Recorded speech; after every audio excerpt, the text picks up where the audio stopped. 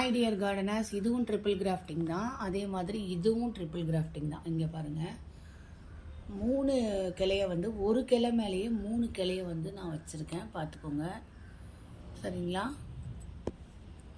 இங்கே நிறைய செடிகளுக்கு நடுவில் நான் கையை விட்டு பண்ணுறதால என்னால் சரியாக ஃபோக்கஸ் பண்ண முடியல. இங்கே பாருங்கள், இதுவும் ஓகே ஆகிடும்னு நம்புகிறேன்.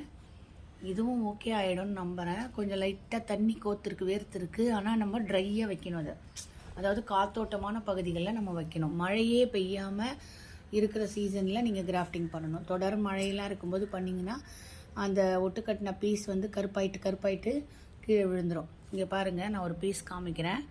இது வந்து சுத்தமாக அமுங்கி போச்சு பாருங்கள். ஸோ இது மாதிரி தான் ஃபெயிலியர் ஆகிறது. இப்படி தான் ஃபெயிலியர் ஆகும். சக்ஸஸ் ஆகிறது இந்த மாதிரி நல்ல துளிர் வந்து வச்சிடும். So grafting is very very ஈஸியாக நம்ம ஒரு புது செடியை உருவாக்கிடலாம்.